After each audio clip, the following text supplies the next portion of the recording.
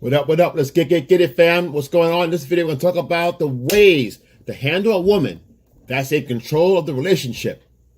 Now, if this is happening to you, chances are it's on you. Most guys, this stuff is very subtle, man. Women are very sneaky. They slowly get their hooks in you. Okay, don't forget, women date a whole lot more than men, most men. You know, if you go out a lot, you start seeing all the patterns, like I always say. You know, the patterns don't change. The faces change a little bit, and some of the angles that the game they play, but the patterns remain the same. So, if you're new to this channel, like, subscribe, comment below. We're going to get to it. Don't go away.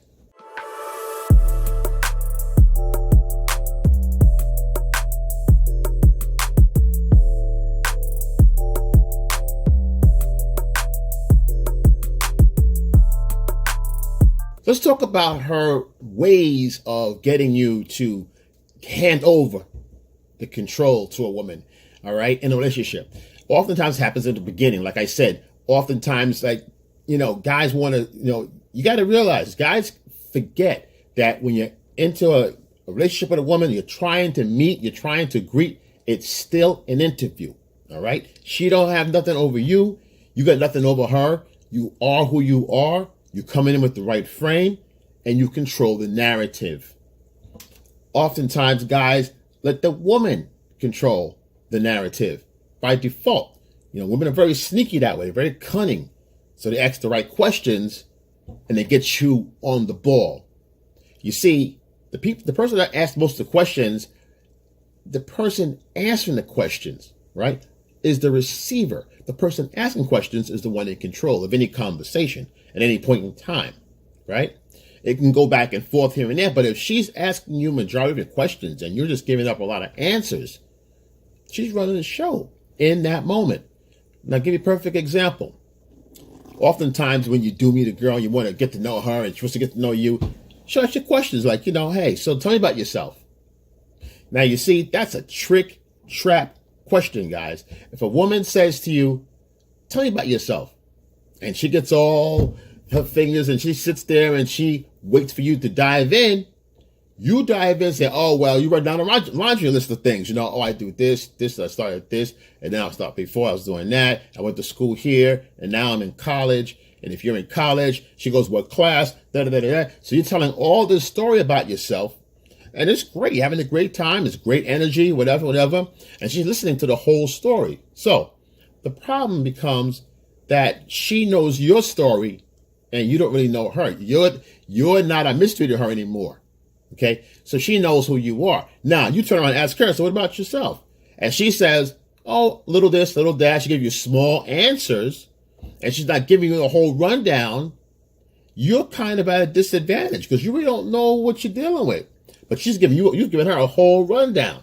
So that's the thing you want to avoid, because this gives her leverage on you.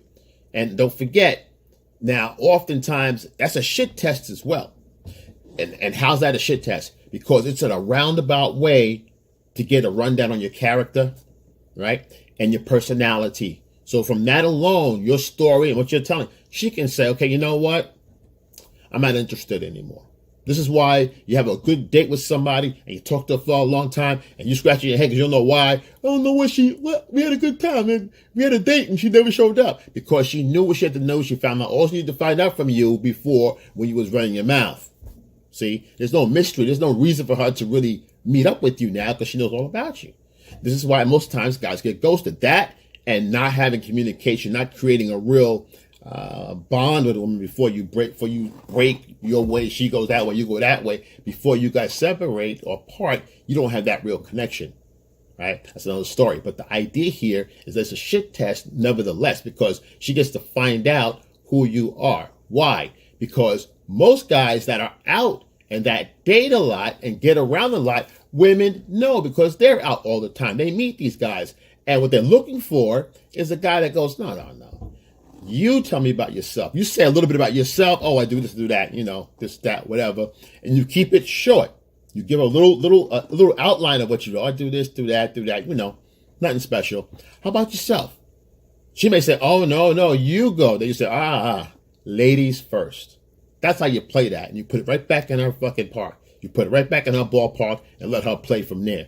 Then she got to give you some kind of rundown. But you always let her dominate the conversation when it comes to responses, not questions, right? That's how you do that. Because you want to turn this around and have her gain respect for you. Because if you're telling her everything, the mystery is out. The attraction is dwindled. Now, she likes you a lot and she sees you above like an 8 or whatever, and that's different. That's different. We're talking about getting to know somebody and control. Doesn't mean because you're an 8, she won't try to control a relationship. Okay? It doesn't mean that. So she'll like you and control a relationship. So you want to avoid that anyway. Next one. And and this is passive, the shit test where she asks you, tell me about yourself, and this and that. There's passive ways and there's aggressive ways. And we'll cover both of those real quick. And the passive way, like I said, is the shit test. Also, it's seeing if you can do something for her. In other words, she gives you a task, right? This is passive. She says, can you hand me my wallet or my pocketbook? And you go get the pocketbook. Another passive way that she would try to control the narrative. If she feels, for example, you're out and you say something to her and whatever, she doesn't like it, or you want to change venues and whatever, and she disagrees, right? So she crosses her arms and she pouts and she doesn't want to talk now. She's showing she's not interested anymore, right? Most guys are going to panic and go, oh, wait a minute, you want to stay here? Okay, we'll just stay here, whatever, blah, blah, blah, and just fold and give in to her whims, So that gives her control of where she stays, where you guys are in the moment.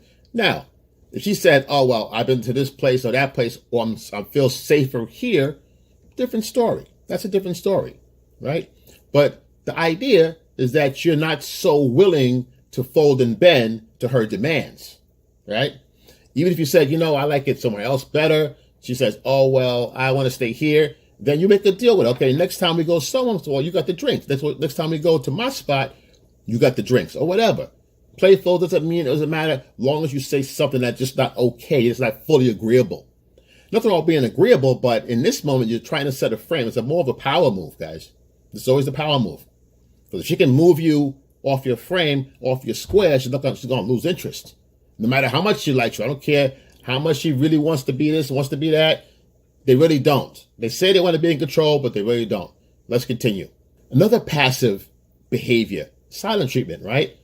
She doesn't get her way, or she wanted something that, maybe you're in the mall somewhere, you guys are walking and she wanted to stop at this store. She may want to buy something or get you to buy something. So you're like, right now, let's just walk and talk. I just want to get to know you here, this, that. So she gives you the silent treatment. See, she wants the power. She wants the power of the pull to get you to do what she wants. Why? Because later on, when you're together and she's giving you some, and you go to the mall, she go, oh, remember that store we was going to? She better go back to that store. She knows that you're going to bend and fold because she's giving you the goodies. So she thinks, right? So she tries to take things out of your hands and into her hands. Because if she can train you to go to stores and go into the mall and go with her, next thing you know, she'll be handing you her bags to carry. So, you don't want that. The idea is to keep focus on what the goal is. The goal is me talking to you. If we go into the store, how am I going to get to know you better by going to the store? Let's finish walking. All right, talk and get to know you on a one-on-one. Oh, come on. So it's all about getting to know her. You can't get to know her in the store. She started to create a narrative. Hey, we always go to the mall. We go to the mall. We always stop at the stores. I want to go look at the pocketbook. Now she's controlling. You don't want that. It's a slow build, guys. It's a slow build where you don't know this is happening. It's a slow build, right? So you want to avoid this. I'm telling you now. Next one. The aggressive stuff. She gets hot and cold. One minute she's hot and attracting, and then next thing you know, she's cold. Right? Quiet. Like I said before, she's pulling all the tricks out the book now because you're not really complying. She's got you on the ropes because you're asking her, well, what's wrong? You okay? What's the problem? See, that's what she wants to hear. That's the bait. When you start saying, hey, what's you? But I know what it is. I didn't give you that drink, right? I didn't give you the drink, right? And she just looks at you and turns, got her arms folded. She's working the deal, guys. She's getting you she's getting your attention, number one, right? Because you're focused on her. What's the matter? How can I help you? What do you need? You need something. What is it that I can do for you? So you're feeding her And you're playing right into her little game. That's what she's trying to get. She's trying to get the attention. And she's got her arms. She's not happy. She's quiet. I'm okay. I'm ready to go. See, all these aggressive, I'm ready to go. Let's do this. You're supposed to panic. Wait. We had a good time. Where do you want to go? What can we do to make this better? Let's go to the store and get some bags. So the idea is that she tries to manipulate the situation. It's all manipulation, guys. It's relationships, seduction. It's all manipulation. Okay, let's just get that out the way. But the idea is some are beneficial and some are not beneficial. Some are vindictive and some are, for other good reasons for both people. In this case, she's trying to gain control, subtle control. The little behavior, little micro behaviors and micro decisions that you make go a long way. Because the next time you date her, next time you see her, she's going to try to keep training you this same way. So when you break frame, she's going to say, hey, what's all this? What's all this? She could be angry at you. You're acting funny. What's wrong with you? Why are you doing this? Why are you doing that? It's going to be your fault. That's why you nip it in the bud early, right? You catch this, go, we don't play that game. But you get it early. We'll get to that in a minute. Let's go. Playing the jealousy role. You're at the restaurant or you're getting something from the little food court or whatever, and she sees the lady taking care of you. She goes, you must like her. She's cute. She's pretty, huh? And you're like, no. She's trying to control your masculine urge to look at women like you're supposed to do. You're hardwired and DNA'd, biologically wired to look around and see what options are. She's doing it. But what does she do? She puts the mental control in there to put you in a box. You're kind of like, oh, I don't know. I'm with you. I'm kind of not looking around. So that's the idea. But the truth is when you're out on a date, guys, you always give a woman eye contact. I don't care if you don't like her. I don't care if it's a one night date. I don't care if it's somebody you really didn't want to be with. You still give her straight eye contact the whole time. You put the focus on her and you watch her glow, man. So let's continue. That's a byproduct. But it's a little bonus, little nugget for you. I'll give you a nuggets if you're hanging in here. You know what I'm saying? This one's subtle too. And this one's a tricky one. When she grabs your hand through traffic, say you're in a busy restaurant or a busy club, somewhere where it's a high traffic area, and she grabs your hand and she reaches back and she pulls your hand and looks like, come on. And she's pulling you through the crowd. It looks like she's leading, right? Now, it's okay when I have a girl or whatever walking in front of me and say, go over to that table there. We're going to that way. We're going this way. Turn to your left. Turn to your right. I'm right behind in small traffic. That's different. But if she's pulling you, that's totally different. That's totally, you're guiding. See, there's a difference between guiding and being pulled. She's leading. If she's leading, she's still going to feel like she's in charge. Women don't want to be in charge. They want a man that's going to take charge. That's why if she's losing attraction, because you said, wait a minute, you're doing everything you said you want. You want to be in charge. You're in charge. What's going on? Now you're mad. You're never happy. What the hell? Because you didn't want to be. It was a big ass shit test and you failed. That's the idea. She wants someone that's going to say, hey, bring that down a little bit. All right? This is what we're going to do. A man with a decision. I don't care what she says. I don't care if she says, I don't like that. I wasn't raised that way. I don't care if she says, well, I need to know what's going on all the time. No, you don't.